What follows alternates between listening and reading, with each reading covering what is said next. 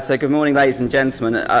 I guess my hope was that even if I gave the worst presentation, I definitely have the best title for a presentation from today. The topic of today is a thing called the student number control, and I'll be honest, I was a little bit nervous about choosing this as a title, as actually even when I try and explain it internally within King sometimes, I'm left with a certain level of bemusement amongst some of my colleagues.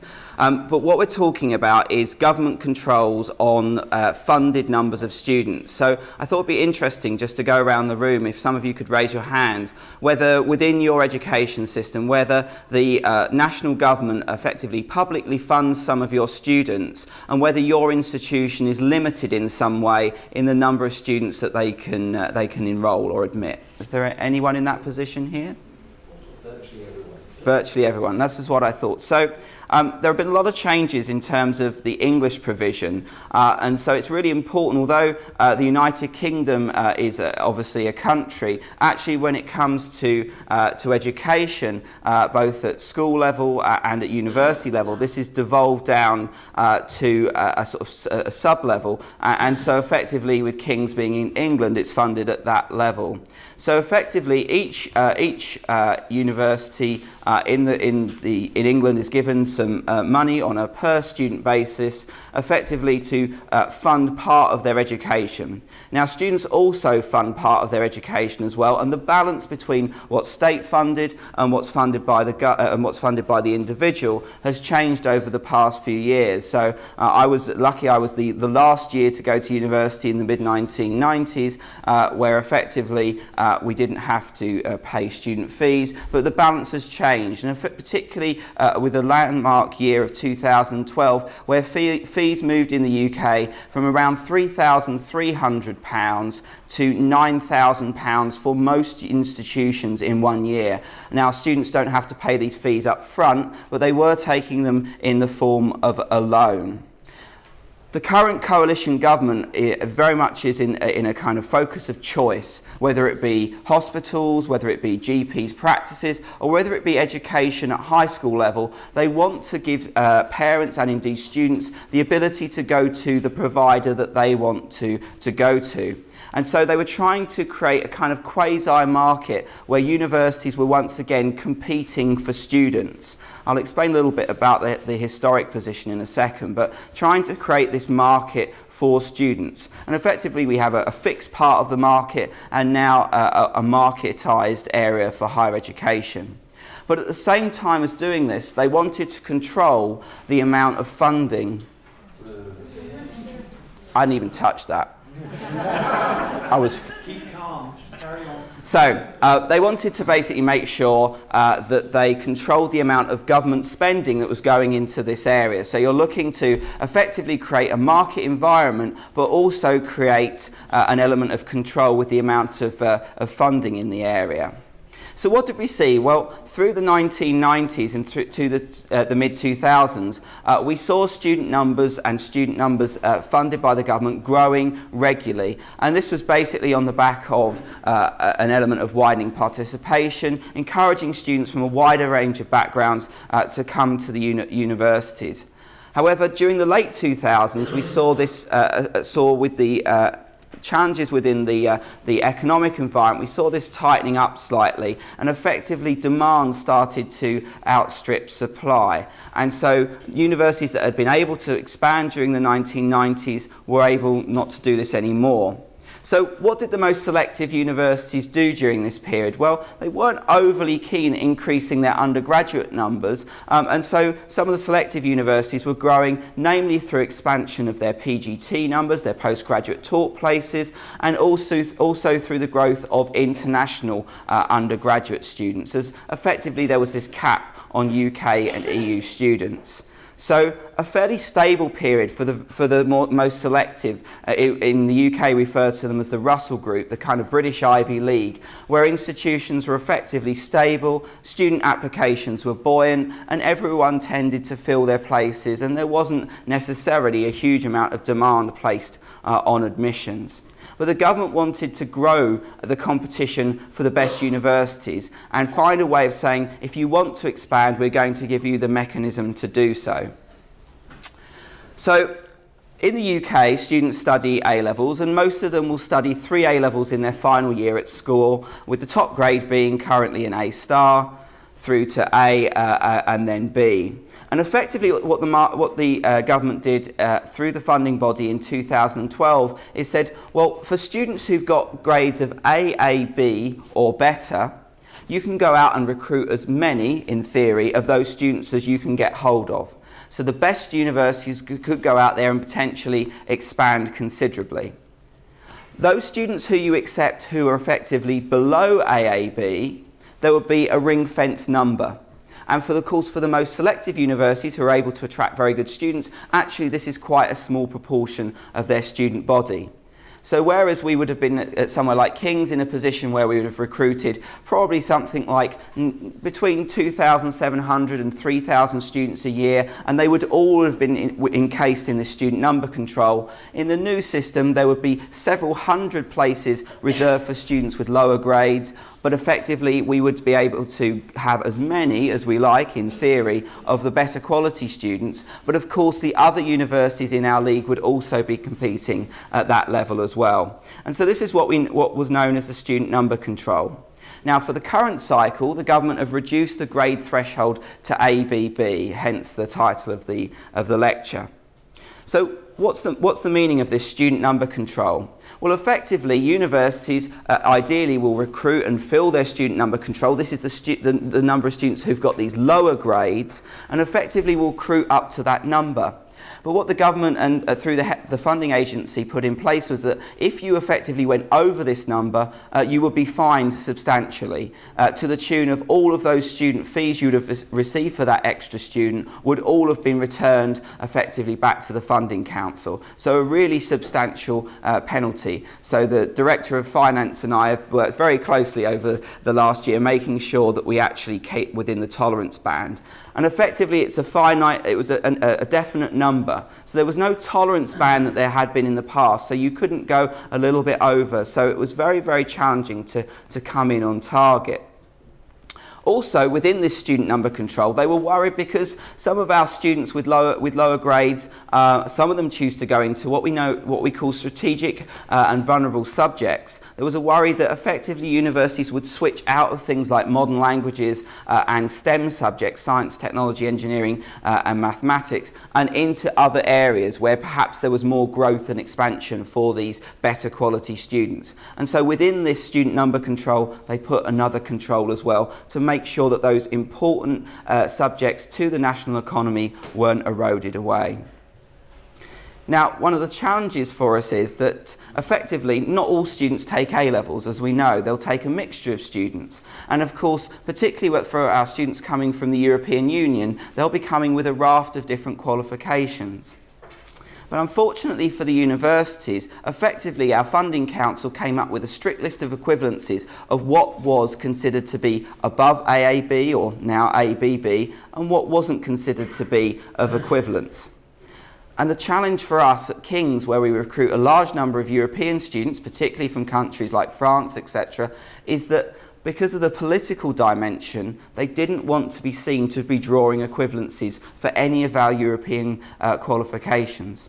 So whilst the Scottish and indeed Welsh qualifications and some of the vocational qualifications were on this equivalency list, French qualifications, German qualifications, Italian qualifications weren't on the equivalency. So what did this mean? Well, this means effectively your student number control will be dominated, certainly in an institution like such as King's, by these European students, where effectively there is, to a certain extent, a cap on the number of students that we can recruit, which in some ways is really difficult to explain to students. So if you score a 20 on the French bac, which is rare to say the least, effectively those students were being considered as equivalent to lower quality students from the UK. So a really difficult issue for us. So what might happen within the sector? Well, it depends on kind of your position in the sector as to what could be done with this newfound freedom to go out and recruit as many students as you like. So you might think, well, who can win from this? Well, surely it's Oxford and Cambridge, the universities in the UK who can recruit pretty much the students that they want to. They are, for most students, the top of the tree, rightly or wrongly, and students will be strongly attracted to them. Nearly all of their students, if not all of them, will be above the threshold, so they've got great potential to grow. However, because of their structure and because of the nature of the tutorial system, actually these institutions won't tend to grow at all under this system. So then we had the popular selective universities, the top 20 or 30, the rest of the Russell Group and a few others, where actually something like 50 to 90% of our population is in this area of students with high quality grades. Maybe these universities could expand and make the most of this policy. This was certainly the government's intention. Mid-ranking HEIs might seek to simply maintain their size, but perhaps some of the lower-ranking universities might lose out with effectively all of the applicants moving up the tree as greater supply was created at some of the better universities. So, of course, as soon as this came out, the article on one of the UK universities' websites was a picture of Cambridge that they were going to expand massively under this newfound freedom. But of course, they were one of the universities that wouldn't do. Of course, it's really nice to be able to recruit infinitely if you choose to, but there are a few factors that might step in your way, such as, do you actually have the buildings to have space for these students? Do you have the laboratory facilities? What about the staff-student ratios? Can you recruit in the staff, particularly as we were only given something like 11 months' notice of this new policy? If you do expand student numbers quickly but without the staff and the other resources, would it affect things like in the UK, our National Student Survey, student experience, etc.? And actually not all of the subjects were subject to this new expansion. So things like medicine, dentistry, nursing, midwifery, physiotherapy were actually held by different contracts with different funding agencies, weren't affected by these proposals. So some of the courses where we have the greatest level of demand by students, actually you weren't able to grow in these areas. So will the popular universities expand? Well, it's a balancing act for us between making sure we get the right students in of the right quality. The challenge is at the same time, and you'll hear from Anne-Marie on this, we also had a new set of regulations from an institution called OFFA. OFFA is the Office for Fair Access, and this was trying to make sure that we recruit students from the widest range of backgrounds, from non-traditional backgrounds, whether it be mature students, students from different socio-economic groups, students from different types of schools. And so these two things started to conflict against each other. So what actually started to happen? Well, at King's we started to do a lot of modelling with different numbers, trying to work out how many students could fit into each pot. This made it really challenging for us to hit our benchmarks on each of these different areas and made last summer particularly challenging. So what happened in the eventuality? Well, what actually happened was this. The government decided to wipe the internet. So what actually happened was, and this was the really fundamental thing, HEFGI, our funding council, had estimated how many students would be in this unregulated, marketised area. They thought there would be a certain amount and this would divide down through the different universities. But for a number of reasons, students' grades last year actually experienced grade deflation. So our students last year did worse than they had done in previous years. Now, this was you can view this in a number of different ways, but certainly our exam regulators were probably under some form of pressure to make sure that grades didn't go up again for about the 15th, 16th year in a row. So this meant there were just fewer students in that unregulated market, many fewer than we'd expected. So some very good universities, the ones that we thought might grow in that Russell Group, such as, well, one that's listed here, actually saw really big decreases in the number of students that they were going to try and admit. So the very policy that had been designed to encourage the best universities in the land to expand had actually seen a good number of them contract in the opposite direction because they simply couldn't get enough of these top quality students, and because of the control were confined by the number of weaker students that they could take. However, some universities really took the opportunity. They decided they had the estates and the academics to expand, and so a couple of universities really did steal a march on others and grow significantly during the course of the year, which is really, really impressive, but of course it causes real difficulties in the local areas where their neighbouring competitors were probably disadvantaged at the same time. In terms of King's, we had a strong year. Our results were positive, and whilst it's difficult to see the final position compared with our competitor institutions, we think we did well to maintain our position in the market, but also grow the quality of the students that we had. But here's the tug of war and here's the conflict.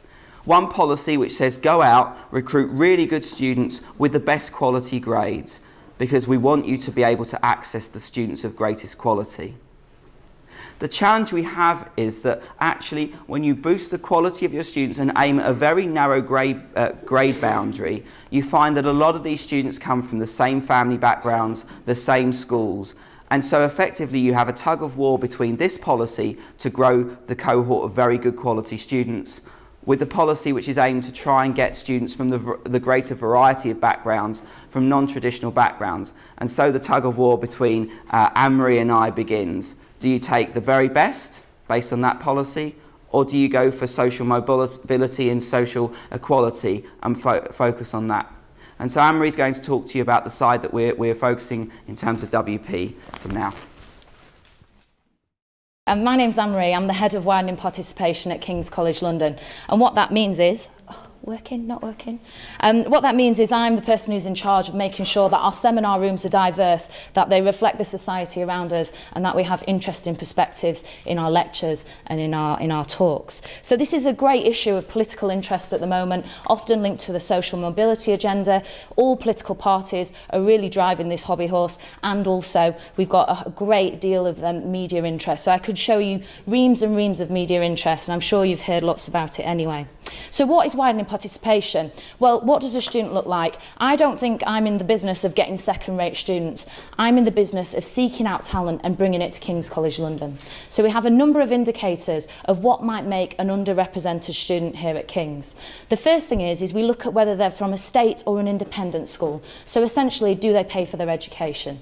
This is a very crude measure, it's very binary, but unfortunately it's the one that many people are most interested in. I think it's somewhat unhelpful to just focus on that. So here at King's we look at other indicators that allow us more granularity. What does an underrepresented student look like other than their school type? Well, one of the indicators might be their socio-economic background. So we look at different classifications of socio-economic background, and we're looking at the home postcode of the young person. We're looking at where they come from, where do they live, what does that area look like. We're also looking at HE participation in their local postcode. So we're looking at whether lots of people go to university from their part of the world, because we often know that it's difficult for young people to go on to higher education if they don't have those role models and those facilities around them. We're also looking perhaps at free school meals. We don't use that here at King's, but some people do. The percentage of young people who are eligible for free school meals, so they have their food paid for at school. And we might also look at other target groups. So disabled students is one of our target groups. We look at care leavers, so young people who've been in care, perhaps fostered or adopted. And we also want to look at black and ethnic minority students. You'll be interested to know that a couple of weeks ago the agenda changed a little bit and we started looking at white working class boys. Essentially participation rates are different across all these varying groups, and so it's up to me to seek out those students and to move them on to higher education, and particularly to King's. So we have a flagship programme here at King's College London called K+. How do we get these students in? Well, we go out and find them. So we go out to schools, we have a list of target schools, we ask young people to join our scheme, and they join when they're 16 years old. It's a university preparation scheme, and essentially for 2 years the young people get to follow 4 strands of interest. The first thing is we try and improve academic attainment. We want them to get their A's and B's, okay? And we also want them to explore their subject outside of the classroom. I'm sure in your countries you have qualifications that sometimes the syllabus may seem narrow. So we encourage the young people to adventure beyond the reading list for their A-levels.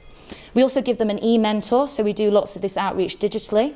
And we also make sure that they have an opportunity to explore employability issues, and we also have a scheme which is encouraging them to take advantage of the museums and the cultural institutions here in London. So We had 1,044 applications for that scheme. We focused in London and Greater London, and we took 510 of those students. And these are students with bagfuls of A stars at GCSE. They're clever, they're bright, they maybe don't have the background that advantages them and allows them to go on to universities like King's. I don't want to just make out it's only that programme though. There's lots of activity out in the departments, and I wanted to highlight 2 of our programmes which might be of interest to you. The medicine department runs a course called the Extended Medical Degree Programme. This is a degree programme that essentially gives the student an extra year. So they take about 50 students a year. It's been running for over 10 years, and it's widely recognised as one of the leading medicine and access to profession courses. Last year, in much the same vein, we launched a programme in dentistry. We only had 6 students on the programme, but we're looking to expand. So these degree programmes, relatively small numbers of students, but very intensive support and very good outcomes for the students who are on them. I wanted to say a little bit about working in widening participation in a London university and in a capital city. It's much more challenging than working elsewhere. I used to work for the University of Oxford, and the children I worked with there, it was much easier to find them. Here in London, we've got 1.5 million students being educated in over 2,000 schools. How do you deal with that many schools? Well, the great thing is there's lots of London universities, but that means we're all competing. We're trying to find those same students and bring them to our institution. So the capital city is quite a challenging place to work. Lots of schools, lots of pockets of deprivation. But if you walk around London today, you'll see some streets where one side of the street is very, very wealthy and one side of the street is incredibly deprived. So all this data we have to make sure the data is really, really fine and granular so we can find that student and we can truly understand their background. What's great about London, though, is that there are lots of initiatives here in London, educational improvement initiatives. So you may have heard of Teach First. You'll have heard of something called London Challenge, a 10-year programme to improve our state schools here in the city. And also things like the Brilliant Club, Generating Genius, lots of organisations that work on these precise issues here in London. London can also recruit the best teachers. Who doesn't want to teach in London? It's a prime destination. So although it's very challenging, it's also brilliant, because essentially what we've got here is an attainment premium for London schools. This is from a fantastic piece in the Financial Times last week by an education correspondent called Christopher Cook, and he looked at the attainment profiles of young people from deprived areas all over our country. So you can see the red line is London. Kids here do really, really well compared to similar kids in other parts of our country. So if you can see the bottom line there is Yorkshire and Humber. That's where I'm from. That's where this accent's from. So it's great. The kids are getting fantastic grades. A student in Westminster, just over the river, will get 2 extra grades on top of what a young person in Yorkshire and Humber will get. It's great for us. It's not good for the country as a whole. So we need to think about how we work with those young people. So it's not just about getting students in, it's about getting them on.